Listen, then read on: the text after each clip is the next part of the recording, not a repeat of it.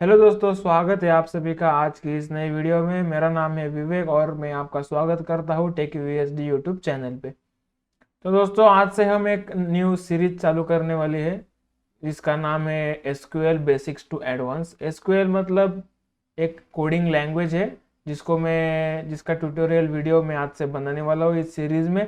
दोस्तों, ये वीडियो बहुत हेल्पफुल होने वाली है आपके लिए जो भी एसक्यूएल सीखना चाहते हैं मेरे दोस्त। मैं एकदम आसान भाषा में हिंदी में सिखाऊंगा कि एसक्यूएल क्या है, बेसिक्स मतलब पूरा एकदम स्क्रैच से लेकर एडवांस तक, बेसिक्स टू एडवांस का ये अपना कोर्स है।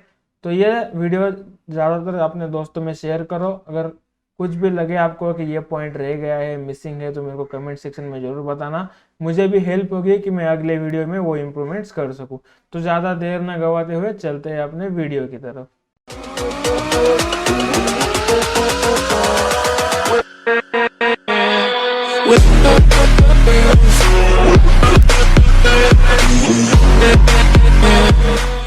तो दोस्तों, यह है अपना एसक्यूएल का बेसिक टू एडवांस कोर्स जिसमें हम एसक्यूएल पूरा स्क्रैच से सीखने वाले हैं। तो चलो देखते हैं क्या क्या है कोर्स कंटेंट। तो दोस्तों, ये आपके सामने एसक्यूएल कोर्स कंटेंट आ चुका है जिसमें हम सबसे पहले देखेंगे कि सॉफ्टवेयर आर्किटेक्चर क्या होता है। उसके बाद देखेंगे कि एसक्यूएल क्या है, उसके नीड्स क्या है। उसके बाद हम देखेंगे डेटाबेस, डीबीएमएस, डिसएडवांटेजेस, आरडीबीएमएस और उसके advantages over DBMS, data types, basic commands of SQL, statements, operators, functions, सब क्वेरी, जॉइंस एंड नॉर्मलाइजेशन। इतने जो टॉपिक है वो इस सीरीज में पूरे कवर होने वाले हैं। मैं इसके कुछ पार्ट्स लेकर आऊँगा आपके लिए ताकि आपको एकदम वन शॉट देखने में ऐसा बोरिंग ना लगे, थोड़ा लेंदी ना लगे। थोड़ा थोड़ा पार्ट सीख के उस पर प्रैक्टिस करेंगे और आगे बढ़ते रहेंगे। चलो देखते हैं अपना फर्स्ट टॉपिक जिसका नाम है सॉफ्टवेयर आर्किटेक्चर। दोस्तों, आप ये आपके सामने देख रहे हो, ये है सॉफ्टवेयर आर्किटेक्चर। ये मैंने डायग्राम में प्रेजेंट किया है आपके सामने। सबसे पहले सॉफ्टवेयर आर्किटेक्चर में 3 लेयर होते हैं, फ्रंट एंड, मिडवेयर और बैक एंड। तो सबसे पहले हम देखते हैं कौन से लेयर में क्या क्या है और उसके बाद देखेंगे कि उनके बीच में कनेक्टिविटी कैसी होती है। फ्रंट एंड जो है वहाँ पे अपना होता है ये लिंक जो मैंने एग्जांपल के तौर पे इंस्टाग्राम का लिंक यहाँ पे दिखा है आपको। उसके बाद यूज़र नेम, पासवर्ड और लॉगिन बटन, जिसे हम बोलते हैं एक प्रेजेंटेशन लेयर, और उसे यूआई मतलब यूज़र इंटरफेस भी बोला जाता है। अपना सेकंड जो लेयर है उसे मिडवेयर कहते हैं जिसका नाम है एप्लीकेशन लेयर। उसमें 2 टाइप्स प्रेजेंट रहते हैं, एक है वेब सर्वर और दूसरा है एप्लीकेशन लेयर। वेब सर्वर में होता है HTML, CSS, जावा। एप्लीकेशन लेयर में लॉगिन डॉट जावा, होम पेज डॉट जावा, एरर डॉट जावा। मतलब एप्लीकेशन लेयर है ये पूरा जावा पे बना हुआ है और ये दोनों है सर्वलेट्स और JDBC, ये दोनों कनेक्टर्स है जिसको हम बाद में डिटेल्स में देखेंगे। अपना थर्ड लेयर है बैकएंड जिसमें हमारा पूरा डेटाबेस रहता है और जिसे हम डेटाबेस लेयर भी बोलते हैं। ठीक है, चलिए देखते हैं अब इनमें कनेक्टिविटी कैसे होती है। जो अभी आप मान लो कि अपने क्रोम ब्राउजर के सर्च बार में आपके इंस्टाग्राम की आपने लिंक कॉपी करके आपने डाल दिया, तो उसके बाद आपको उसका जो चलो सबसे पहले देखते हैं अपना प्रेजेंटेशन लेयर जो है फ्रंट एंड। अब मान लो कि आपके क्रोम ब्राउजर के सर्च बार में आपने इंस्टाग्राम की लिंक कॉपी कर दी है और आपने प्रेस किया है एंटर बटन, तो उसके बाद क्या होगा, ये रिक्वेस्ट जाएगी HTML के पास। उसके बाद HTML एक सर्वलेट्स नाम के कनेक्टर के मदद से वो रिक्वेस्ट पहुंचाएगा लॉगिन डॉट जावा में, जिसके बाद ये रिस्पॉन्ड करेगा और आपके सामने ये पूरा लॉगिन पेज ओपन हो जाएगा। ठीक है, मैं आपको फिर से एक बार बताता हूँ। जैसे कि आप अपने क्रोम ब्राउजर में कोई भी एक लिंक कॉपी करके आप एंटर बटन प्रेस करते हो, उसके बाद उसकी रिक्वेस्ट जाती है HTML में जो प्रेजेंट है अपने एप्लीकेशन लेयर के वेब सर्वर में।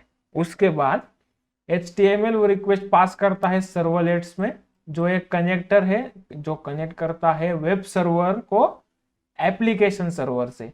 एप्लीकेशन सर्वर में हमारा लॉगिन डॉट जावा प्रेजेंट है। उसके बाद सर्वलेट्स की रिक्वेस्ट जब लॉगिन डॉट जावा के पास आएगी तो वो रिस्पॉन्स करेगा प्रेजेंटेशन लेयर में और आपके सामने ये पूरा लॉगिन का पेज ओपन हो जाएगा। ठीक है, उसके बाद जब आपके सामने लॉगिन का पेज आ जाएगा, आप यहाँ पे आपका यूजर नेम, यहाँ पे पासवर्ड डाल के यहाँ पे लॉगिन पे क्लिक करेंगे, तब ये लॉगिन वाली रिक्वेस्ट इस JDBC कनेक्टर की मदद से जाएगा डेटाबेस में, अपने बैकएंड लेयर में जिसका नाम है डेटाबेस। तो अभी यहाँ पे डेटाबेस क्या क्या चेक करेगा, आपका जो यूजर नेम है और पासवर्ड है। ओके, यूजर नेम और पासवर्ड की सारी एंट्रीज आपकी यहाँ पे प्रेजेंट रहेगी डेटाबेस में। तो वो सब चेक करके आपको फिर से रिस्पॉन्स करेगा JDBC को, फिर JDBC होम पेज डॉट जावा को ये रिक्वेस्ट भेजेगा कि आपका डाटा करेक्ट है, और फिर होम पेज डॉट जावा रिस्पॉन्ड करेगा प्रेजेंटेशन लेयर को और आपके सामने इंस्टाग्राम का होम पेज दिखाई देगा। अगर आपका यूजर नेम और पासवर्ड गलत है तो सेम डेटाबेस से JDBC में रिक्वेस्ट आएगी, JDBC ये error.java में रिक्वेस्ट भेजेगा और यहाँ से आपको प्रेजेंटेशन लेयर में दिखाएगा wrong user name password credentials. Okay, जो हम आप जानते हैं सब, मतलब क्या क्या आपके सामने आता है अगर आप यूजर नेम पासवर्ड गलत डालते हो तो। ठीक है, तो ये थी एप्लीकेशन लेयर। ठीक है दोस्तों, तो ये था सॉफ्टवेयर आर्किटेक्चर और हमने देखा कि कैसे तीनों भी लेयर्स में कनेक्शंस रहते हैं। तो ठीक है, एक बार फिर मैं आपको बताता हूं कि जब आप क्रोम ब्राउजर के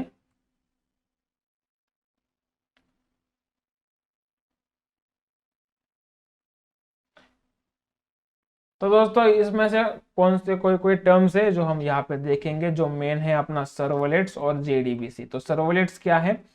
सर्वलेट्स हमारा HTML से ऐप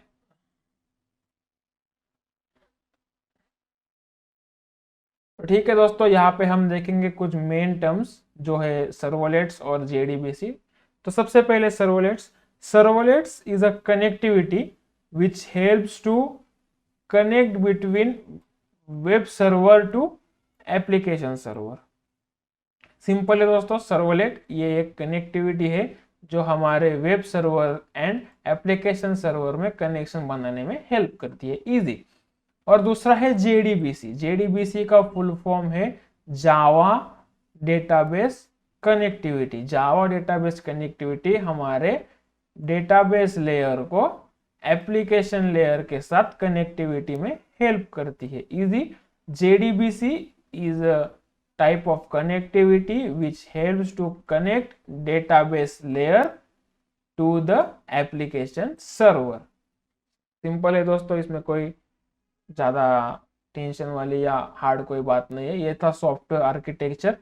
तो हमारा कोई भी सॉफ्टवेयर हो, एप्लीकेशन हो, वो इस तरह से आपके सामने वर्क करेगा। जो मैंने उसकी जो भी उसका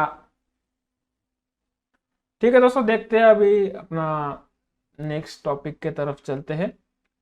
हमारा नेक्स्ट टॉपिक है व्हाट इज SQL। SQL क्या है? देखो दोस्तों, SQL is a structure query language. SQL का फुल फॉर्म है structured query language. SQL is a domain specific language.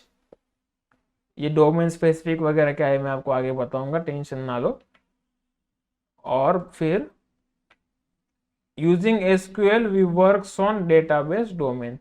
तो दोस्तों समझो कि डेटाबेस जो हमने पिछले स्लाइड में देखा था, ये ऐसा एक जो डब्बा था जहाँ पे हमने DB लिखा था। डेटाबेस मतलब ये डेटाबेस है। अभी मानो डेटाबेस क्या है वगैरह वो भी हम आगे देखेंगे। ये डेटाबेस है और SQL जो लैंग्वेज है वो इस डेटाबेस पे काम करती है। डोमेन मतलब कैसा है कि कोई एरिया या फिर कोई स्पेसिफिक थिंग। मतलब अगर हम खेती में बीज बो रहे हैं तो हमारा खेती मतलब जो फार्म है वो हो गया एक डेटाबेस, और हम बीज बो रहे हैं, वो हम कर रहे हैं उस पे काम। ठीक है, एक एग्जांपल के तौर पे मैंने आपको बताया। तो ध्यान में रखो, SQL is a structured query language, SQL is a domain specific language, and using SQL we works on database domain. ठीक है दोस्तों, यहाँ तक आपको क्लियर है? अगर पूरे वीडियो में आपको कौन सी भी स्लाइड में कौन सा भी डाउट आता है तो प्लीज मेरे को आप कमेंट बॉक्स में बताएं।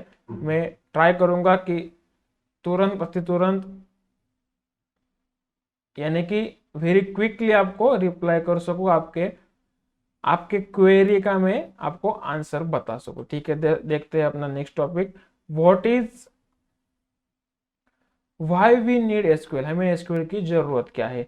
We use SQL to interact with data which is stored inside database for data manipulation. मतलब हमारे जो डेटाबेस में जो भी डेटा प्रेजेंट है उसके साथ इंटरैक्ट करने के लिए हम एसक्यूएल यूज करते हैं।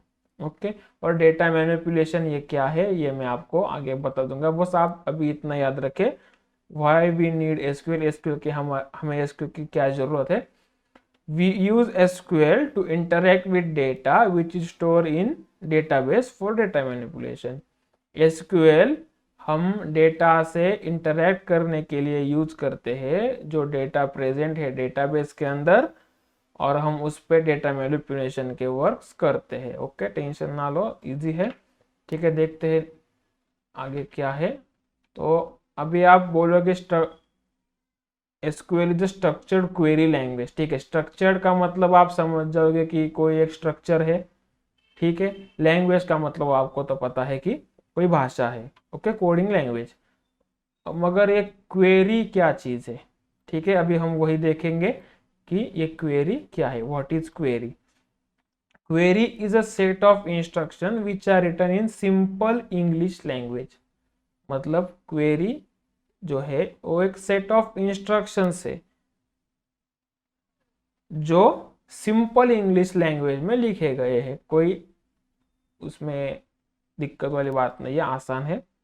ठीक है, आगे देखते हैं डेटा मैनिपुलेशन क्या है। Data manipulation is the operation we can perform on data. जो भी डेटाबेस के अंदर डेटा है उसमें हम जो जो ऑपरेशन कर सकते हैं, मतलब जो किए जाते हैं हमारे तरफ से, उसे बोलते हैं डेटा मैनिपुलेशन। वो ऑपरेशंस कौन कौन से है? C for create, R for read, U for update, and D for delete. हम कौन से एप्लीकेशन करते हैं? क्रिएट मतलब अपना फोन देखो, कोई भी हमें फाइल बना सकते हैं, उसे हम पढ़ सकते हैं, उसके बाद उसे अपडेट कर सकते हैं और उसे डिलीट कर सकते हैं। ये सब चीजें हम डेटा के साथ कर सकते हैं। इसे बोलते हैं क्रड, CRUD। क्रड मतलब डेटा मैनिपुलेशन। अभी आपको कोई भी पूछे डेटा मैनिपुलेशन क्या है, फटाक से आप आंसर दोगे क्रड। क्रड मतलब create, read, update and delete. ठीक है दोस्तों, इजी है, कोई दिक्कत वाली बात नहीं होगी। कोई भी दिक्कत हो आप मेरे को कमेंट सेक्शन में बता सकते हो। तो ठीक है, हम इतने देर से बात कर रहे हैं डेटा डेटा डेटा डेटा, तो अभी देखते हैं कि डेटा क्या है।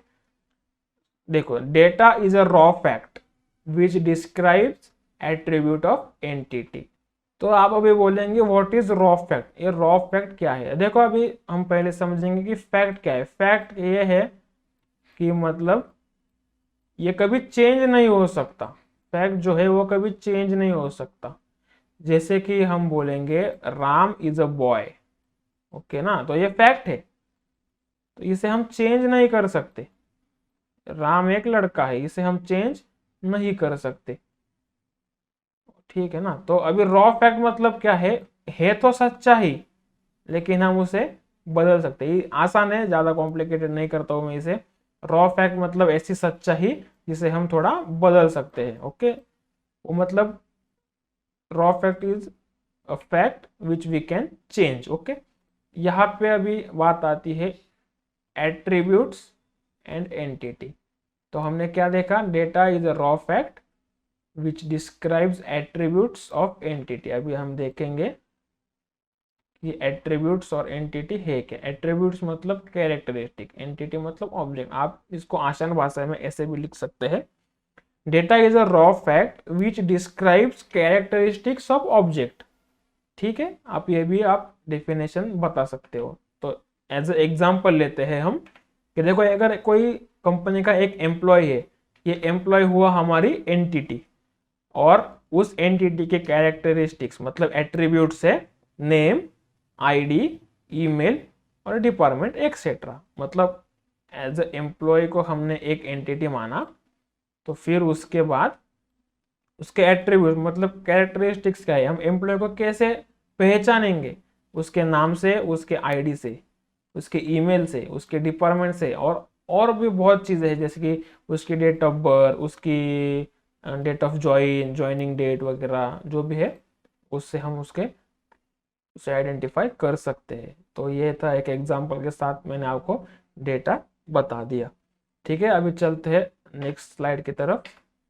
नेक्स्ट स्लाइड है डेटाबेस। ठीक है, डेटाबेस देखते हैं। Database is a place where we can store the data in systematic and organize way for easy retrieval.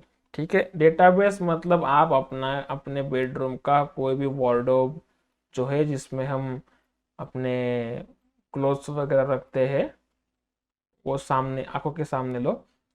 Database भी सेम है, आंखों के सामने आप अभी देख सकते हो कि अपने वार्डरोब में हम कैसे, मतलब एक पूरी शर्ट्स यहाँ पे, जीन्स यहाँ पे, और टाइज, सॉक्स वगैरह जो है, मतलब ऐसे अपने हिसाब से अपन रखते हैं एकदम सिस्टमेटिक वे में।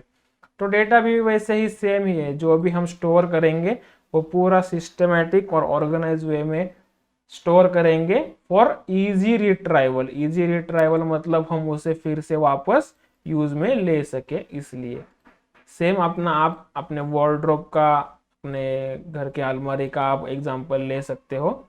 जैसे हम अलमारी में सब चीज़ें रखते हैं एकदम सिस्टमेटिक वे में, ये सेम वैसा ही है। ठीक है, अभी ये देखो, ये है आपके सामने डेटाबेस का इमेज, ये है अपना डेटाबेस। मतलब ऐसा उसे बताया जाता है कि डेटाबेस ऐसा एक चीज़ है किसके अंदर हम पूरा डेटा सेव करते हैं। ये रिप्रेजेंटेशन है डेटाबेस का, ये डायग्राम। ये था हमारा आज का फर्स्ट पार्ट एसक्यूएल का। कुछ नहीं, जो बेसिक टर्म्स है मैंने आपको समझाई है। देखो, हम एकदम स्क्रैच से सीख रहे हैं, मतलब जैसे कि छोटा बच्चा होता है, उसे हम जब पढ़ाते हैं आ ई क ख ग घ वगैरह ABCD जैसे पढ़ाते हैं, वैसे हम स्टार्ट कर रहे हैं। आप टेंशन मत लो। आप पहली बात तो ये अपने मन से डर निकल रखे, कोडिंग बहुत हार्ड है, आसान नहीं है, हमें नहीं, हमसे नहीं हो सकता वगैरह, कुछ नहीं। एकदम आसान सी भाषा में मैं आपको ये एसक्यूएल लैंग्वेज है ये सिखाऊंगा। इसके पार्ट्स दोस्तों आगे आगे आते रहेंगे जब तक हम ये कंप्लीट नहीं कर लेते। ठीक है दोस्तों, तो बस यही था आज की वीडियो में। अगर आपको कोई भी डाउट आया, कोई भी आपको दिक्कत लगी कि ऐसा ऐसा नहीं, ऐसा ऐसा, या फिर मेरे से कोई गलती हुई रहेगी, ठीक है, आप मेरे को बिंदास एकदम अपने दोस्त, अपने भाई जैसे कमेंट सेक्शन में बता सकते हो कि ये ऐसा ऐसा गलत हुआ, या फिर ये चीज़ अच्छी लगी। बुरा मतलब कोई गलती है वो भी लिखो, कोई आपको अच्छा लगे वो भी लिखो कमेंट्स में। और अपने दोस्तों में या फिर कोई भी आपके संबंध में रहेगा जिसको एसक्यूएल सीखना है, सीखना चाहता है, तो आप उनमें ये लिंक शेयर कर सकते हो। Like, share, subscribe to the channel. This